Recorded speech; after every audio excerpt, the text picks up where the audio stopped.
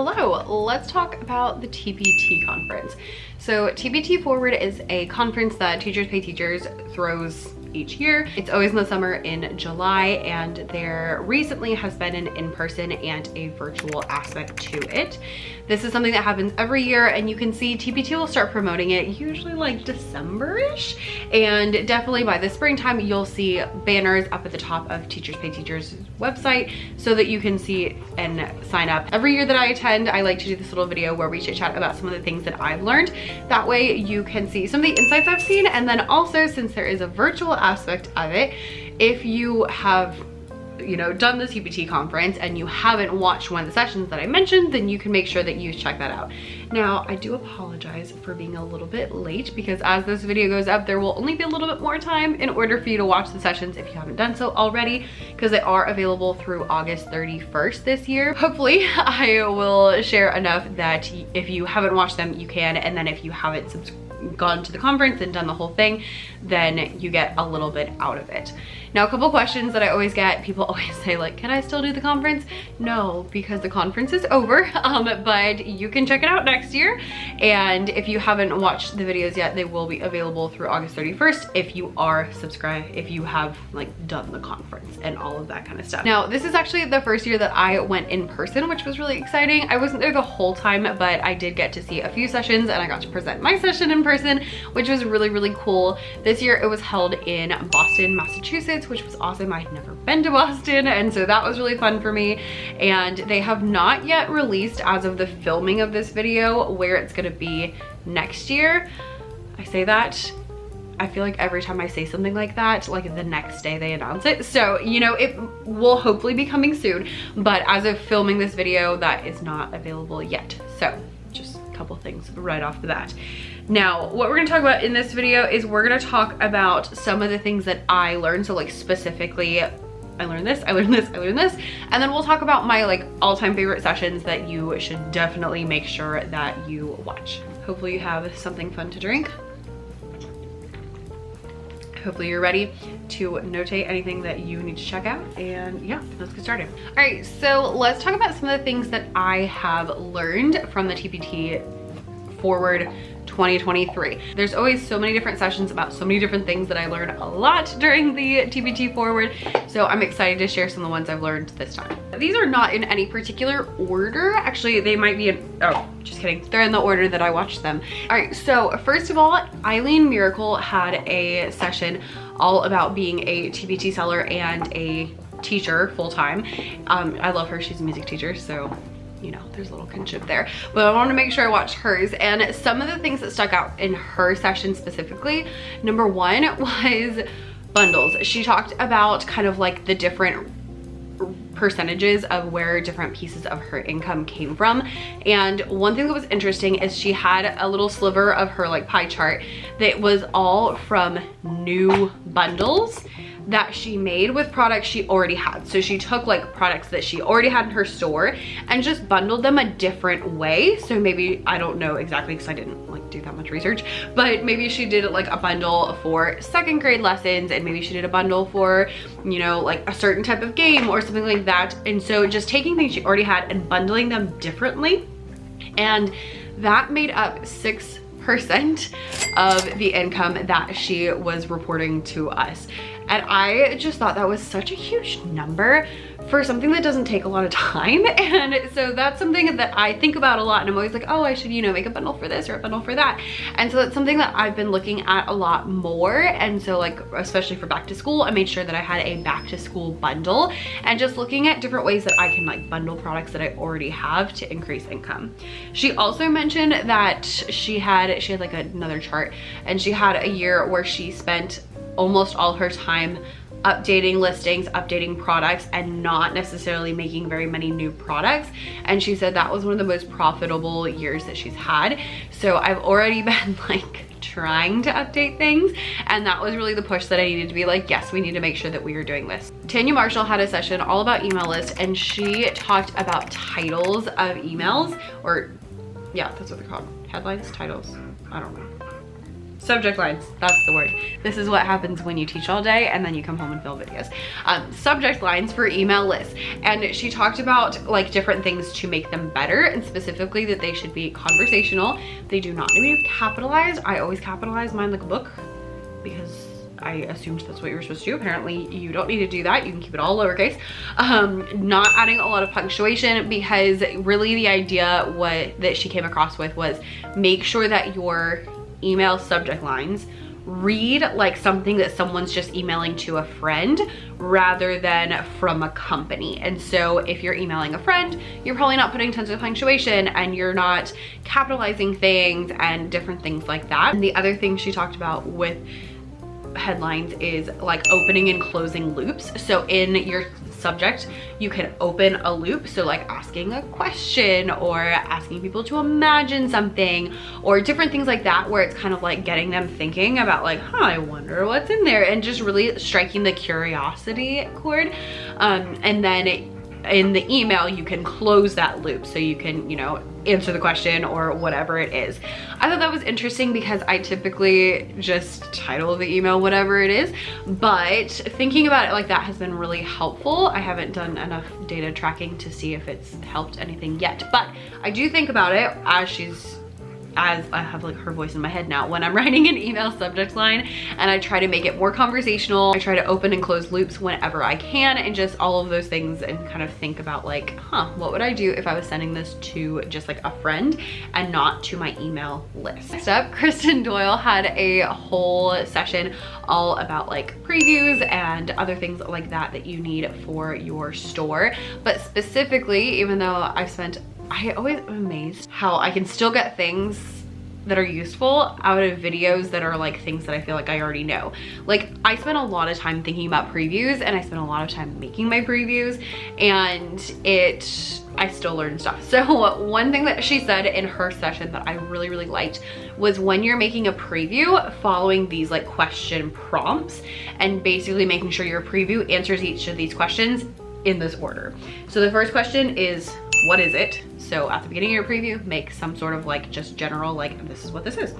And then talk about the problems that it solves. So not just what the product is, but like what problem is it solving? Are kids gonna be engaged and not bored and sleeping? That's a problem you're now solving, good job. Then what do I get? So that is more specifically like what is included, what aspects are included, what formats are included, those kind of things. The fourth question is, how do I know it's good? So that would be more like at the end where you're trying to convince someone to purchase the product, and in that it's more like adding reviews to your previews, which I realized is much more important than I thought it was, because I'm always like, oh, they can just read the reviews when they scroll down, but not everyone scrolls down. And so having them in your preview is really helpful to help people like make sure that they see those reviews, or you can talk about how it's worked in your classroom or just different things like that, and really like try to convince them at the end and really just be like, this is how you know it works. It works for me, it'll work for you, you know, anything like that will help. But reviews is kind of like the gold standard of what you could do. And then at the end, make sure that you link to a bundle if it's included in a bundle. This is something I've already been doing, but I just want to throw it out there since we're talking about previews, because she mentioned specifically that she uses UTM codes, so she tracks that and she can see that a lot of people will click on the bundle link in the preview and go purchase the bundle. Not one, but two TPT sellers talked about using Canva bulk editing, which is something that I did not know existed. So Cassie Nowak and Teresa Kawant both talked about this concept in bulk creating like social media graphics. And basically what it is in the short term, maybe we'll do a video after I've like tried this out of like a tutorial, but basically what it is that you can put like text into a Google Sheets or an Excel spreadsheet, and then you can download that as a CSV file. Then you can go to Canva, and if you have the Pro, you can go to the bulk editing tools, which is under your apps, and you like match the text on like the photo that you have or the graphic that you have to the CSV file, upload the CSV file, and you can click a button that's like make a new graphic for each one, and you can make a graphic with each of those things. So if you're doing like quotes, you can get like 20 quotes, upload them there, stick them into Canva, and then now you have 20 graphics that have 20 different quotes that you can put onto your social media. And it's so much faster than like sitting there and typing them all out line by line into the thing, and then you can just format it a little bit, and there you go. Teresa Quant took it one more time, and everybody was talking about Chat GDP and GDP.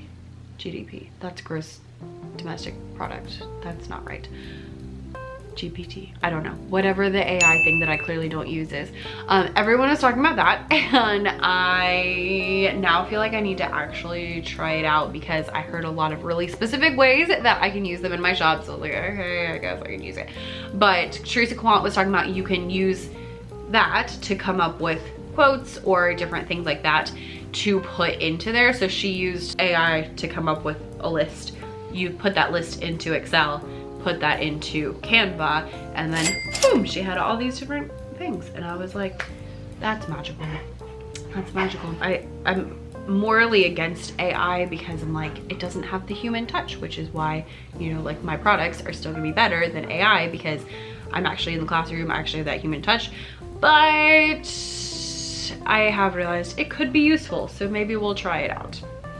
Don't expect much though. You'll know how anti-tech I am over here. Joshua Cabral always has like my favorite session, and he always talks about copywriting, and this year he talked about short form copy. So not like big long blog posts or big long emails, but like short things. So like social media text or ad graphics. I don't use ads, but you know, hypothetically, or different things like that. And it's specifically talking about like differentiating in your mind short form copy and long form copy because they have different purposes and people interact with them differently.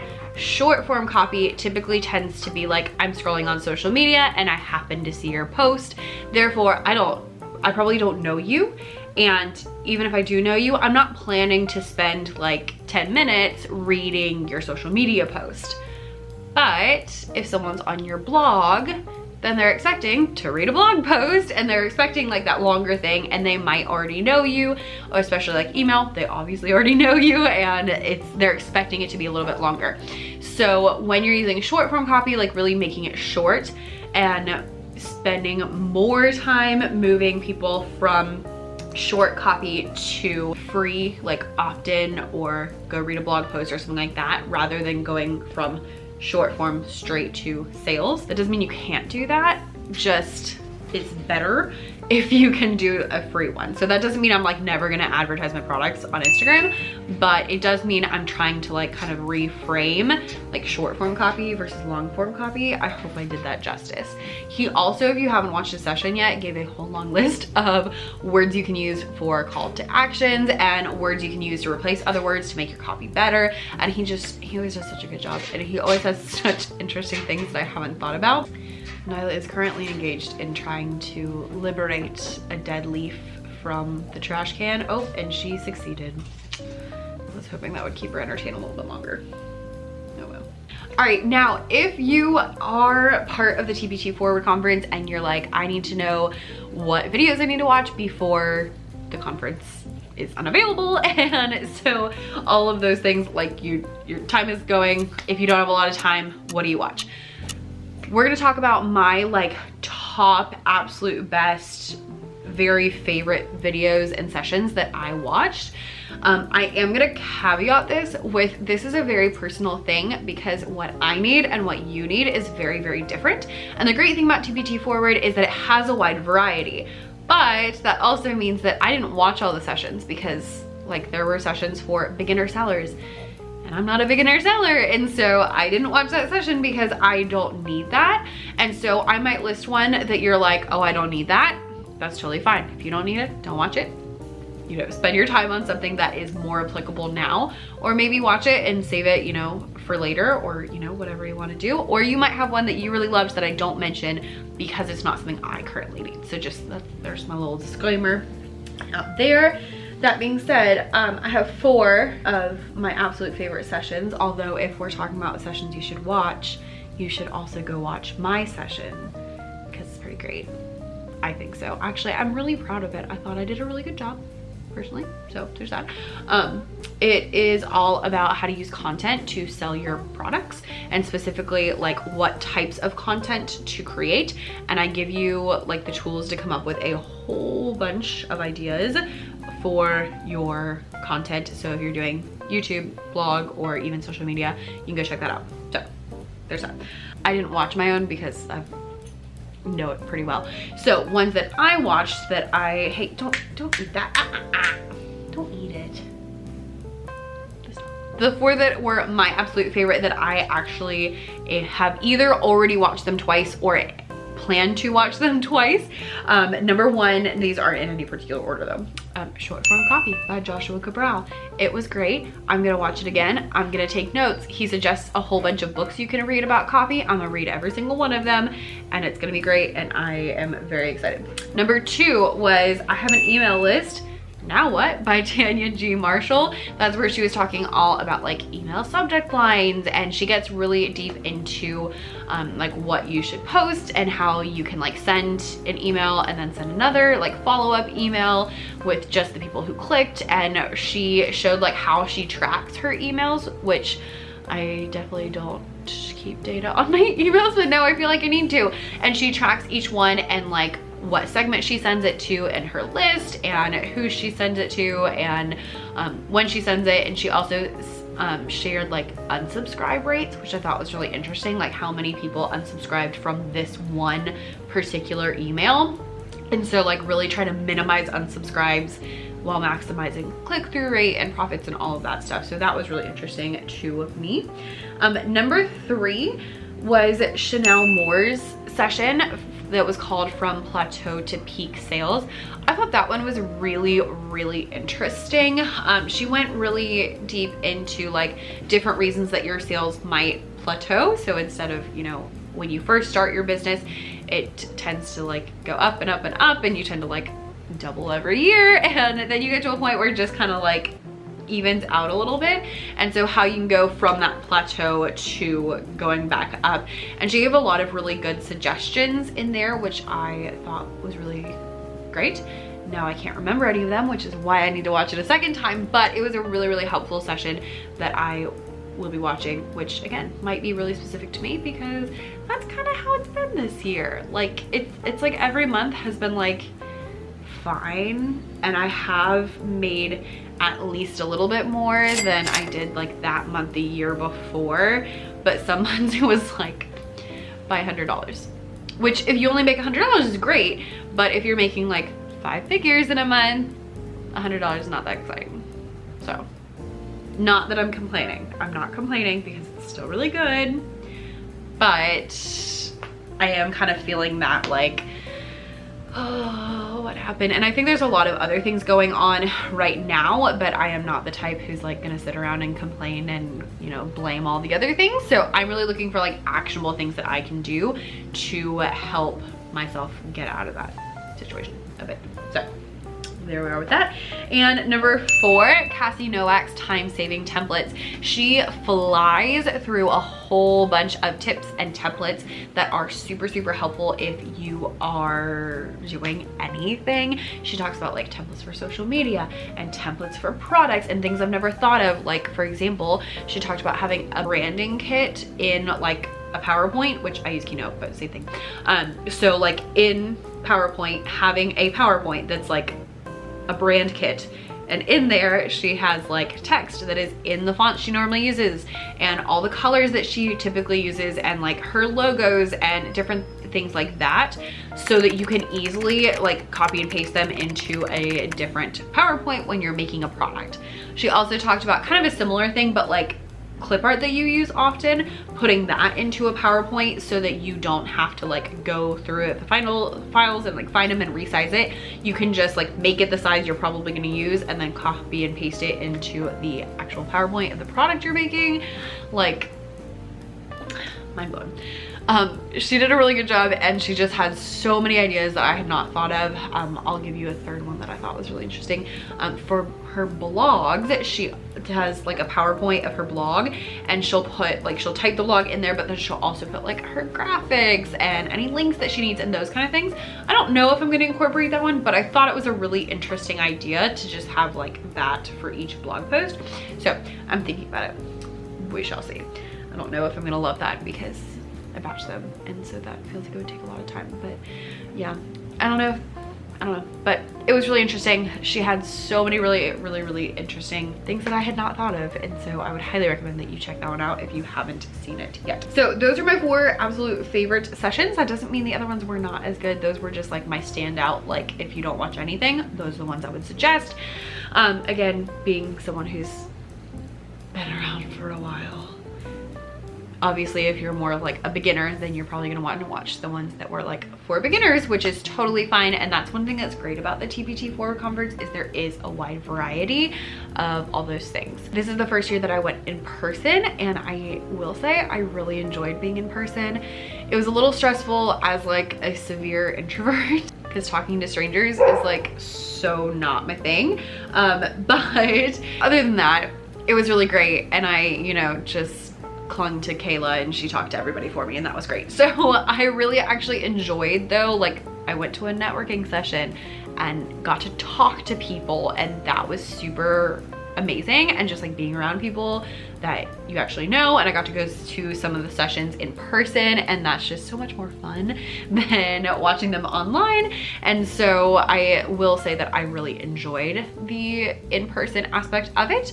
However, virtual is much more practical, so we'll see what next year brings. I'm also, by the way, gonna have a video about me presenting at TPT Forward. So if you had like questions about the process or how it felt or tips for like public speaking or anything, send them to me on Instagram. It's at becca.e.davis, and then I will be able to include them in that video, which will come out in a few weeks when I don't give my video editor a heart attack and film a video on Wednesday that needs to go out on Sunday. But you know, there we are. I probably should have worn the t-shirt, shouldn't I? Oh well, it's too late. Last year I didn't get a t-shirt. Anyway, all right, thanks for watching. I'll see you next time. Bye.